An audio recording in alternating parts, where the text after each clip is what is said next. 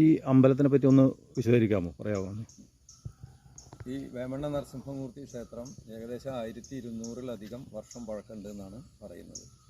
പത്മപാദരുടെ ആരാധനാമൂർത്തിയായിരുന്നു എന്നും പത്മപാദരാണ് പ്രതിഷ്ഠിച്ചത് എന്നും പറയപ്പെടുന്നുണ്ട്. ശങ്കരാചാര്യരുടെ പ്രഥമ ശിഷ്യൻ എന്ന രീതിയിലുള്ള പത്മപാദരാണ് ഇത് പ്രതിഷ്ഠിച്ചത് എന്നാണ് പറയുന്നത്. ഇവിടെയുള്ള നരസിംഹമൂർത്തി ശാന്ത സ്വരൂപത്തിലാണ് പ്രതിഷ്ഠിതമായിട്ടുള്ളത്.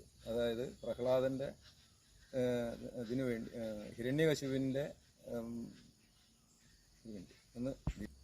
ഹിരണ്യവധത്തിന് ശേഷം പ്രഹ്ലാദനെ അനുഗ്രഹിക്കുമ്പോഴുള്ള ശാന്തസ്വരൂപത്തിലാണ് എന്നാണ് സങ്കല്പം. എന്തായാലും നരസിംഹമൂർത്തി പൊതുവെ രൗദ്രഭാവത്തിലാണ് എല്ലായിടത്തും കാണുക എന്നുള്ളത് കൊണ്ട് തന്നെയാണ് ഇതിൻ്റെ നേരെ മുമ്പിൽ ഒരു ജലാശയവും അതിൻ്റെ തൊട്ടുപുറത്തായിട്ട് ശരഭേശ്വരൻ ആയിട്ട് ശിവനും നിൽക്കുന്നത് എന്നാണ് അടുത്ത